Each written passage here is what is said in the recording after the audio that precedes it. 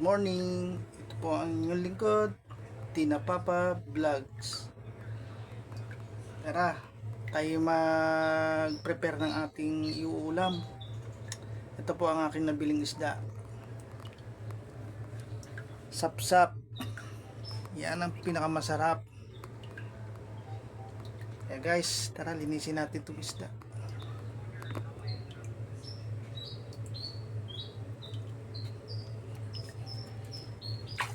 Guys, pag naglilinis kayo, ganito po ang tamang para mawala po lahat yung dumi sa kanyang katawan. Tanggalin nyo na po yung hasang at lahat na po yan. Diretso na po yung sa ganyan, no? Para malinis na malinis po lahat. Yan, ganito po. Para malinis po siya. O, tingnan guys, so malinis na po siya. Ganyan.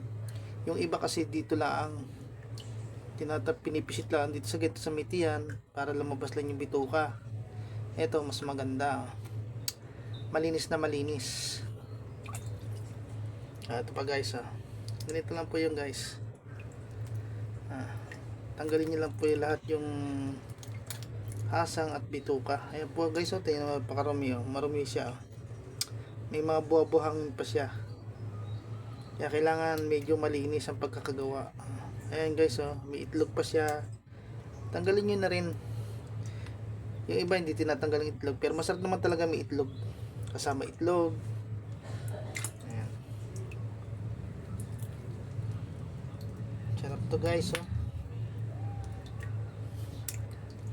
Ipapangat ko na lang sa suka para ilang araw namin kakainin ng asawa ko.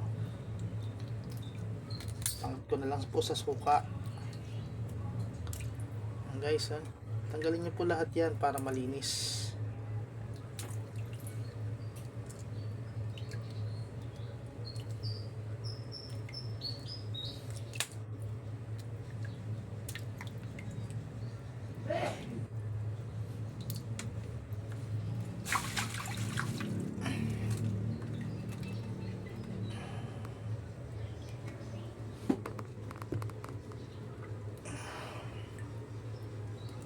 Guys, tara, samahan nyo ako hanggang sa matapos to.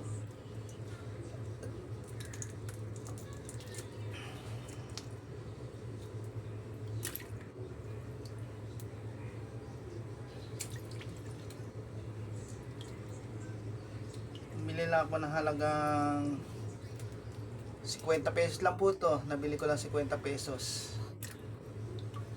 Sariwang sariwa, galing ng fish port, tabing dagat. Guys, tanggalin nyo na lahat kasi medyo madumi nga gawa na may mga putik-putik siya. Kailangan malinis-linis.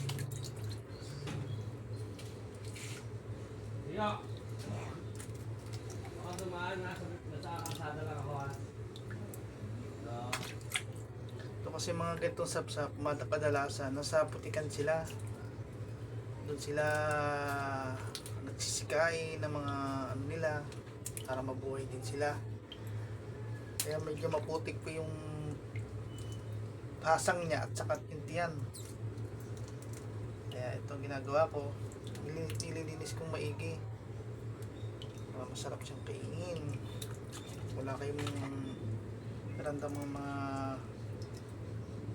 dumi-dumi pa makikita nyo pa sa kanyang katawan, hindi malinis. Kaya maganda yung ikaw mismo gagawa kasi yung bumili ka sa mga karinderya, hindi mo alam ang mga ginagawa, malinis ba.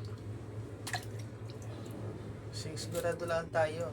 Kaya mas maganda kung kayo ganito gawin nyo para malinis na malinis yung ginagawa. Kitang kita kayo ng sarili nyo pa, kaya mas maganda.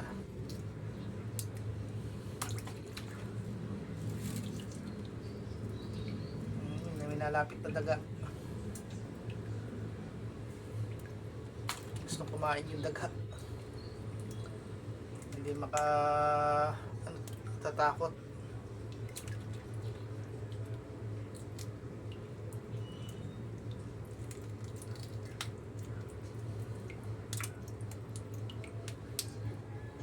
daming itlog.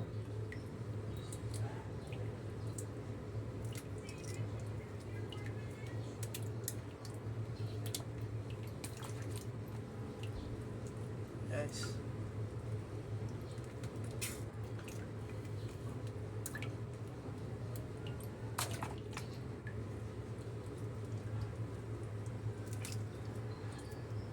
Sarap to.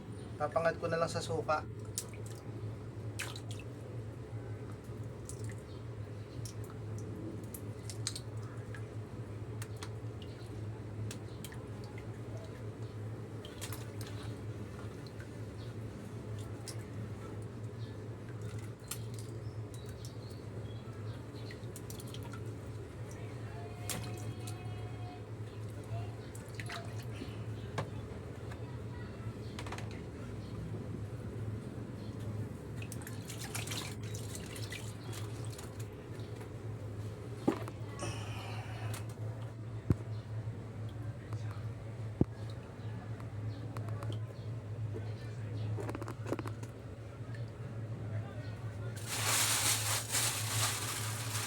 Ito naman guys, tilapia naman. Ito pipiritok naman to.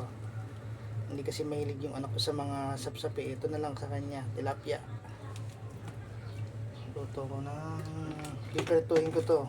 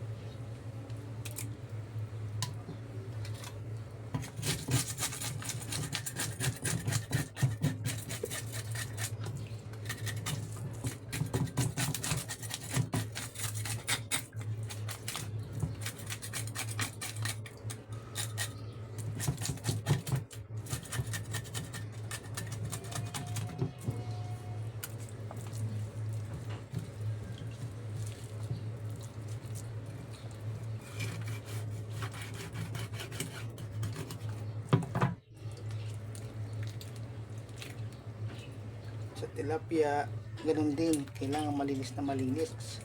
Ang lansa nito po ay nasa dugo, kaya yung mga singit-singit ng dugo kailangan linisin yung maigi. Kailangan yung kanyang apdo huwag mababasag, papait po yan. Guys, ayan po ang tamang paglinis. Kailangan pag nagtatari kayo, dandahan lang po ang pagbaon ng kutsilyo kasi madali po siyang matamaan yung kanyang apdo.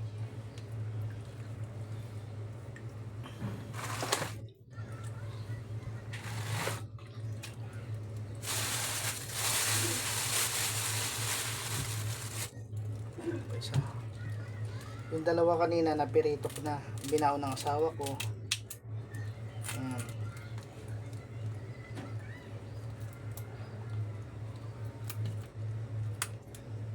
Medyo mapurol na yung aking gunting.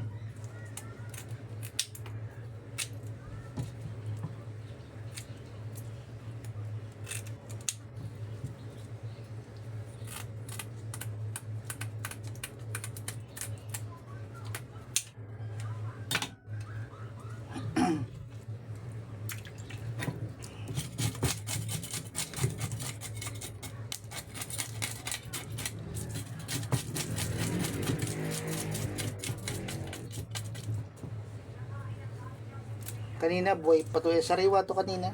Ngayon namatay na siya, kamamatay lang oh.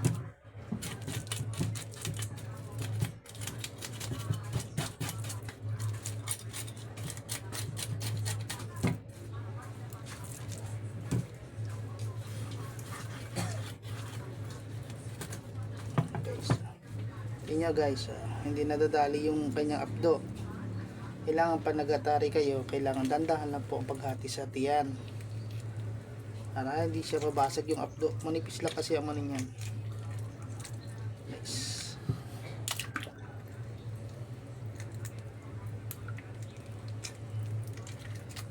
Guys, Tingnan niyo po yung updo niya, napakanipis.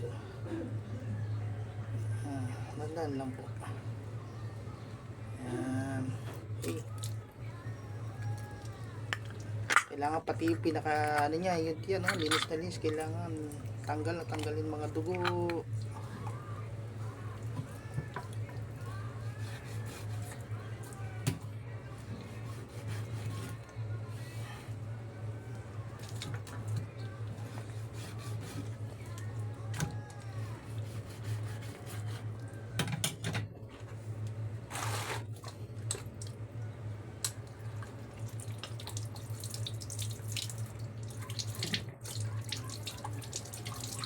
Guys.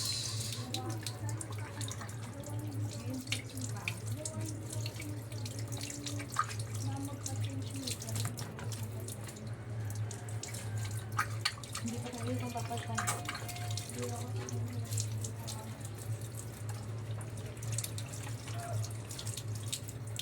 Kailangan malinis na malinis.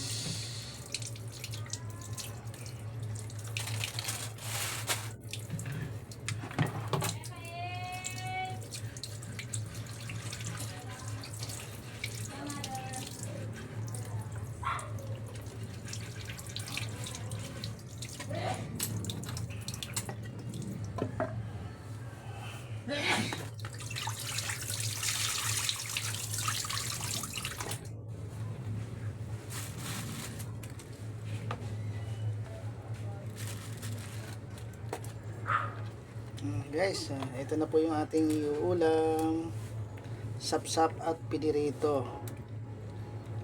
Guys, thank you.